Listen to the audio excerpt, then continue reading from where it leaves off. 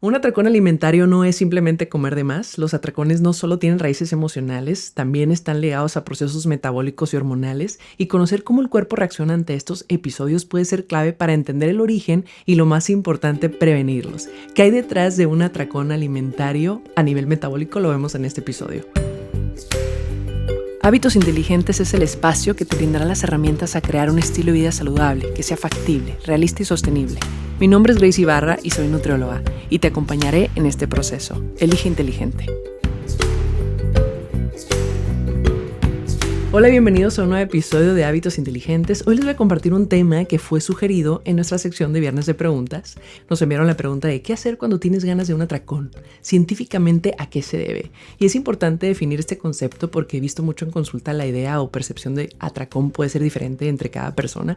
Por ejemplo, el caso de una paciente que vino a consulta porque no podía bajar de peso, me decía que no tenía fuerza de voluntad porque tenía atracones constantes. Y durante la entrevista de la consulta me platica y me comparte que venía de un régimen de alimentación con restricción en carbohidratos, o sea que no consumía carbohidratos, ni cereales, tortilla, papa, arroz, ni frutas, solamente algunas verduras.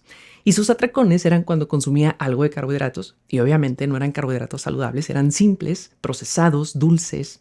Y claro, porque en esos momentos su cuerpo le pedía la principal fuente de energía del organismo y cerebro, que es la glucosa como fuente de carbohidrato, la cual no estaba obteniendo en cantidades suficientes. Por lo tanto, ese método era insostenible y le estaba acentuando esos antojos, que es normal tener antojos, pero cuando se junta el hambre con el antojo, es ponernos en una situación complicada donde la fuerza de voluntad quizá no nos alcanza. Por lo tanto, ¿en qué punto es hambre real, hambre emocional o un atracón?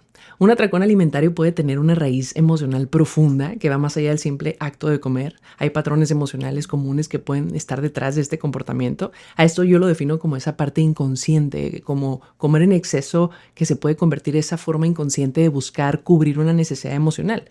Comprender ambas dimensiones va a ser importante para también sanar el juicio, o sea, desde la compasión, el autoconocimiento. O sea, tienes las herramientas, tienes los conocimientos de saber qué puede estar pasando. Sin embargo, en este episodio nos vamos a enfocar en lo consciente. Lo consciente para mí es lo físico, metabólico, lo que de alguna forma nosotros podemos controlar con nuestros hábitos diarios. Y más adelante les voy a explicar esas diferencias entre hambre real o un atracón. Hablar de los atracones es urgente y es necesario porque ya millones de personas lo pueden estar viviendo y a veces ni siquiera se menciona por vergüenza, lo viven en secreto o a lo mejor hasta se normaliza con esta idea de no tengo fuerza de voluntad.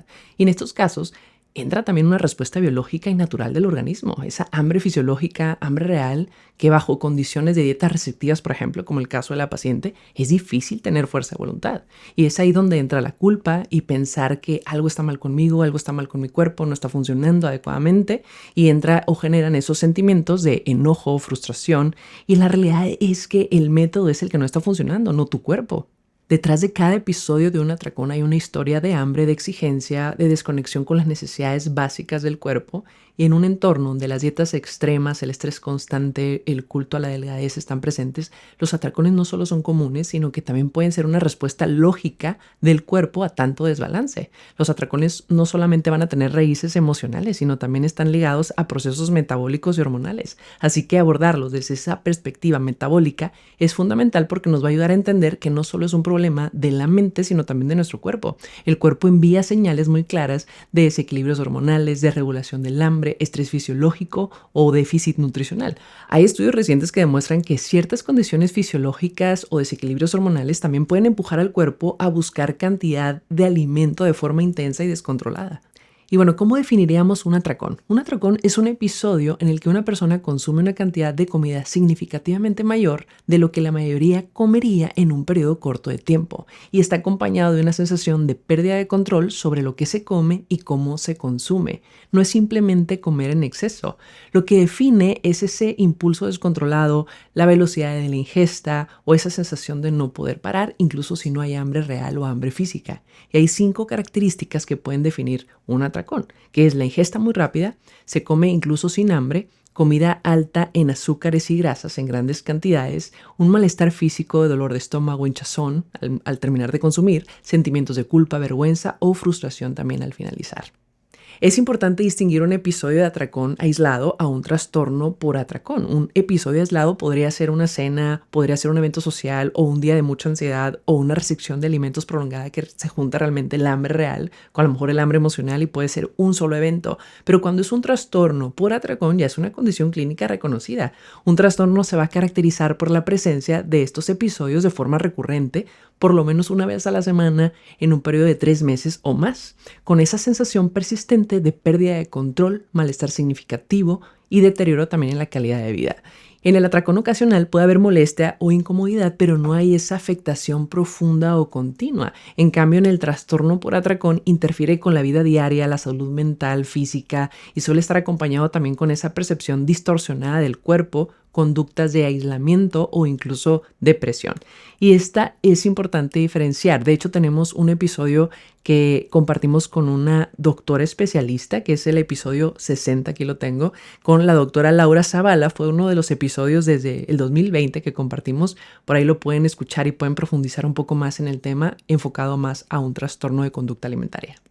Y para considerar que se trata de un atracón y no solo de comida abundante, deben coincidir ciertos elementos clave. Primero, la cantidad excesiva de alimento, o sea, que se consume más cantidad de lo que normalmente en una circunstancia similar se podría consumir. También el tiempo limitado, que es un episodio que podría durar menos de 2 horas. La pérdida de control, y creo que esto es lo más significativo, esa sensación de no poder parar o no poder decidir conscientemente cuánto se va a comer o qué se va a consumir. Y también el malestar posterior. Aparece la culpa, la angustia, hinchazón o esa necesidad de querer compensar lo ingerido. Por ejemplo, que el día siguiente se hacen ayunos prolongados o se buscan esas dietas restrictivas y se vuelven estos ciclos de me restrinjo, me excedo, y ese ciclo que puede perpetuar en el tiempo y puede generar una mala relación con los alimentos y con tu cuerpo. También otra característica de un atracón es la ausencia de hambre real, o sea que no se come ya por necesidad real fisiológica, sino ya es un impulso, una ansiedad o un automatismo. El hambre normal es una señal fisiológica que está regulada por hormonas como la grelina, que va a aparecer de forma progresiva y se calma al consumir alimentos, una cantidad adecuada de alimentos. Y el hambre normal también, la persona puede elegir qué comer, mastica con atención y se detiene al sentirse satisfecha. O sea, hay una conexión entre mente y cuerpo activa. En cambio, con el atracón se rompe ese vínculo. No hay conciencia plena, no hay registro de saciedad y muchas veces la comida se ingiere de pie con rapidez sin saborear. Es como si la persona se desconectara y solo pudiera parar cuando aparece el malestar físico o un malestar emocional. Por otro lado, el consumo excesivo ocasional ocurre, por ejemplo, en celebraciones, comidas sociales o momentos especiales, y aunque se coma además, se puede consumir con disfrute, con placer, con decisión y suele estar dentro de un contexto cultural o afectivo. No hay sensación de pérdida total de control ni una consecuencia emocional negativa tan marcada, y tampoco es recurrente. Por ejemplo, en el caso de la paciente, ¿qué sería atracón o hambre? Con este ejemplo que les platicaba. Y siguiendo la entrevista de la consulta, la paciente me decía que era consciente, que trataba de consumir incluso carbohidratos en cantidades moderadas, que sí tenía mucho más antojos y ahí rompía esa dieta que estaba haciendo. Entonces, esa sensación de no poder continuar con el plan de alimentación es lo que le generaba el que está teniendo atracones, porque está incorporando esos carbohidratos que no debería de consumir. Pero lo hacía de forma ocasional y normalmente lo hacía social, y eso generaba esa culpa. Sí había culpa, pero era una culpa de alguna forma un poco más controlada. O sea, de alguna forma nos damos cuenta que si esta paciente no tiene una atención adecuada y sigue relacionándose con los alimentos y su cuerpo de esa manera, pues probablemente puede generar atracones más adelante y de forma recurrente. En este caso yo todavía lo podía definir como un hambre real, que el cuerpo estaba teniendo una necesidad de esta fuente importante de energía que son los carbohidratos. ¿Y ahora qué pasa en el cuerpo durante un atracón? Regularmente les comparto que no solamente son las calorías extras que vas a agregar con ese alimento que no es tan saludable, sino también pensar en el impacto que va a tener tu cuerpo al ingerir ese alimento. Durante un atracón no solo sucede una ingesta rápida y descontrolada de los alimentos, también ocurre un cambio profundo a nivel fisiológico químico del cuerpo. El cuerpo reacciona de inmediato ante ese exceso repentino de energía con una serie de respuestas hormonales, digestivas, metabólicas que buscan en cierto modo protegernos o generar ese balance en el cuerpo, y muchas veces estas reacciones terminan siendo incómodas o incluso dañinas. Por ejemplo, los malestares digestivos que pueden generar distensión, hinchazón, eructos, náuseas, gases y hasta fatiga, el tan conocido mal del puerco, ese sueño incontrolable que algunos pacientes me dicen que normalmente es cuando se consume mucha cantidad o alimentos que son altos en grasas. Y esto es porque el sistema digestivo se ve forzado a una gran cantidad de comida que se consume en muy poco tiempo y el estómago también se expande más de lo habitual y se genera un gran esfuerzo para digerirlo. Y es que durante un atracón el cuerpo experimenta una sobrecarga física y metabólica. Por ejemplo, a nivel hormonal se dispara la glucosa en sangre, lo que obliga al cuerpo a liberar también insulina o mucha insulina.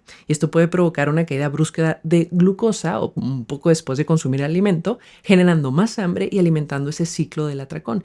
Y si estos episodios se repiten, pueden llevar a una resistencia a la insulina, por ejemplo, o riesgos de enfermedades metabólicas. Por último, se activa el sistema de estrés en el cuerpo, o sea, ponemos al cuerpo en un estrés metabólico y sabemos cuál es la hormona del estrés, que es el cortisol, y el cortisol aumenta favoreciendo la acumulación de grasa y el deseo de consumir alimentos altamente calóricos. Y al final del atracón el cuerpo no solo queda agotado físicamente por todos estos procesos hormonales metabólicos, sino también a nivel emocional, por todo lo que esto genera culpa o frustración, enojo, y eso va a reforzar ese malestar y ese ciclo de desregulación. Y las principales causas metabólicas que nos pueden llevar a consumir de forma impulsiva alimentos, una de ellas es la hipoglucemia, que es una caída anormal de los niveles de glucosa en sangre o los niveles de azúcar en sangre. Y esto pasa que como el cerebro depende casi exclusivamente de glucosa para funcionar, si ésta se escasea, se va a activar esa respuesta urgente que puede traducirse en antojos intensos. Se me antoja mucho azúcar, mucho carbohidrato, mucho pan dulce. Normalmente es cuando, pues de alguna forma, a tu cuerpo le está faltando energía. Y estos son de las principales causas que pueden generar estas hipoglucemias, el saltarse comidas, ayunos prolongados, dietas muy bajas en carbohidratos o dietas sin carbohidratos, lo que probablemente le pasaba a la paciente, el ejemplo que les puse, y también el hacer ejercicio intenso sin una adecuada recuperación energética. O sea, el hacer mucho ejercicio y comer poco, por ejemplo, podríamos estar generando estas respuestas de hipoglucemia o disminuciones de glucosa en sangre.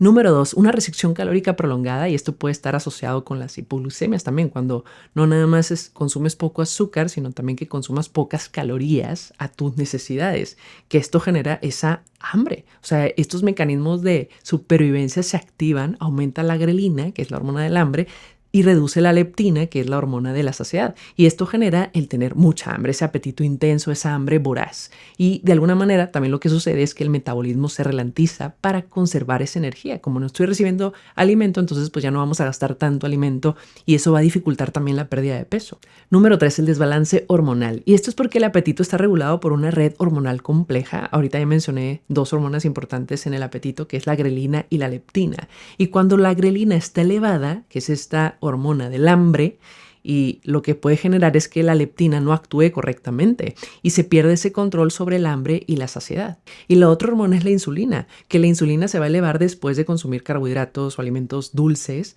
y estos picos de glucosa famosos que podemos generar por un consumo de alimentos altos en azúcar, pues también la insulina genera que se eleva. Pero así como se eleva la insulina, también generan estas disminuciones drásticas que generan hipoglucemias, como ahorita lo mencioné, y eso hace que tengas hambre intensa justo después de haber comido alimentos.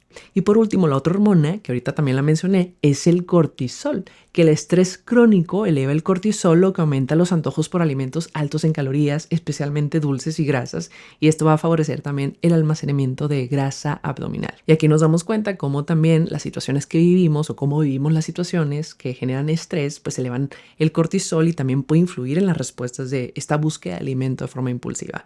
Pero no solamente es el cortisol o el estrés, ya nos damos cuenta que también actúa la insulina, la grelina, la leptina. Número 4, la resistencia a la insulina. Cuando las células no responden adecuadamente a la insulina, el cuerpo tiene cierta dificultad para usar la glucosa como fuente de energía.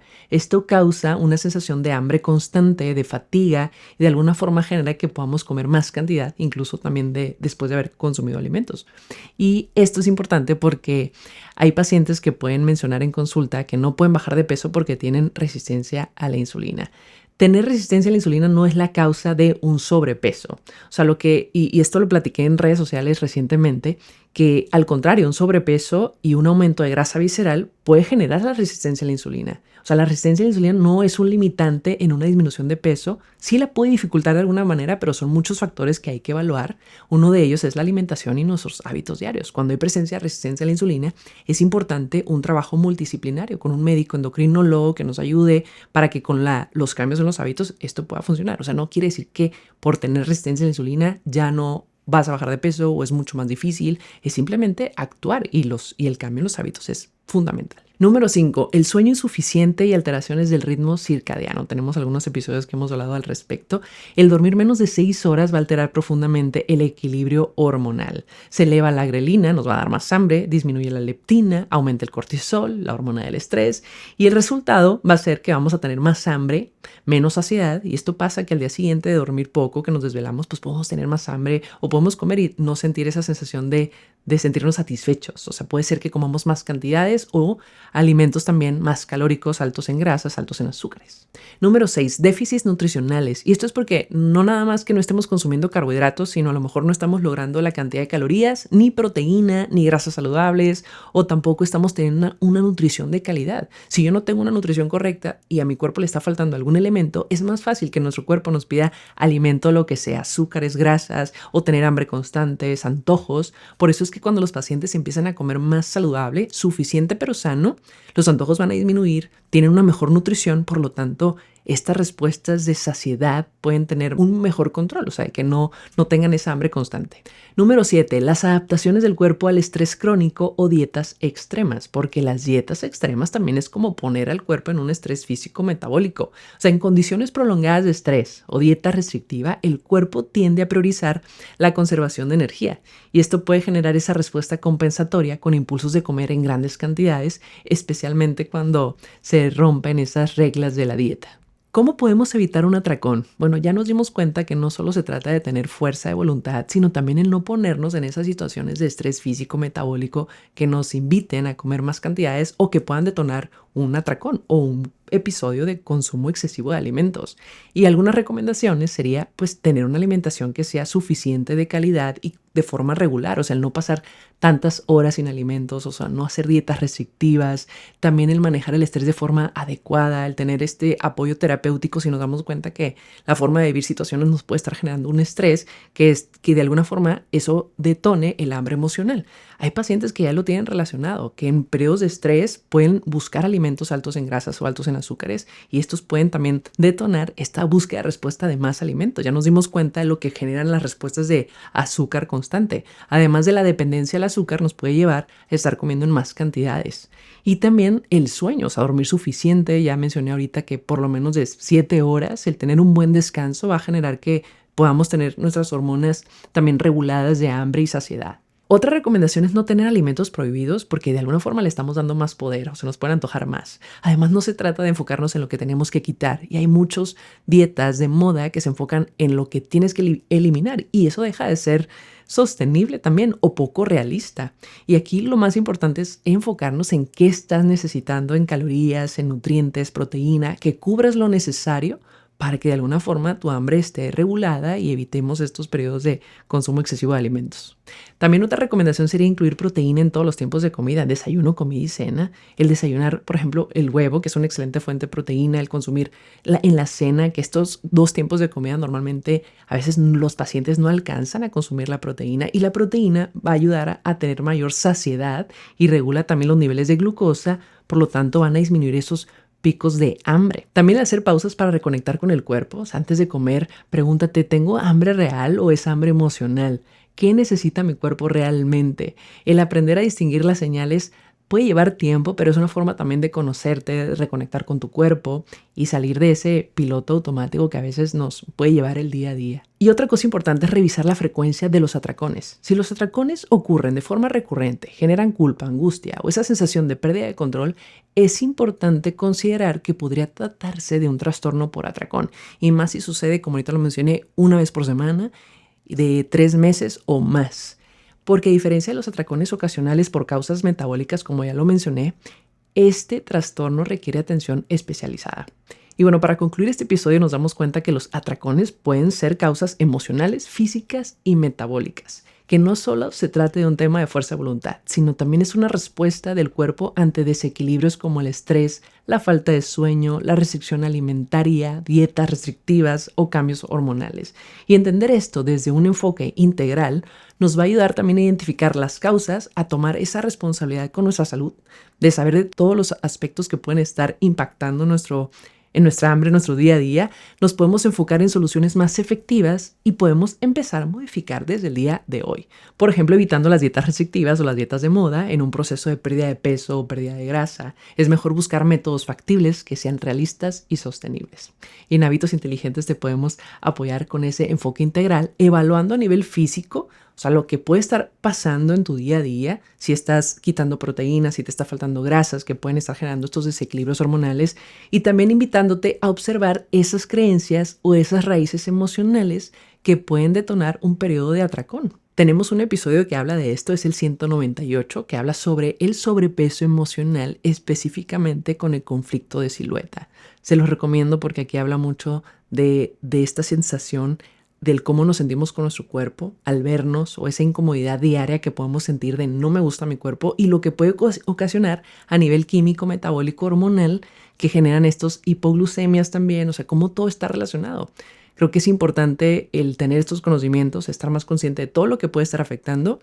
Y la verdad es que esta pregunta me gustó que la compartieran porque sí es algo que veo constantemente en la consulta, y creo que probablemente muchas personas pueden estar viviendo esto, y la mejor forma de hacer cambios es primero tomar responsabilidad, el aceptar y poder escuchar también, o acercarnos con profesionales que nos guíen. Recuerda que el camino hacia la salud no es lineal, hoy es solo una parte del proceso. Muchas gracias por acompañarme en este episodio, nos vemos el siguiente jueves. Les mando un abrazo y los invito a calificar este podcast si son nuevos en este espacio, y también que se suscriban a nuestro canal de YouTube. Si te gustó este episodio, dale clic en el botón seguir y comparte. Visita nuestra página web www.habitosinteligentes.com y síguenos en nuestras redes sociales como Hábitos Inteligentes.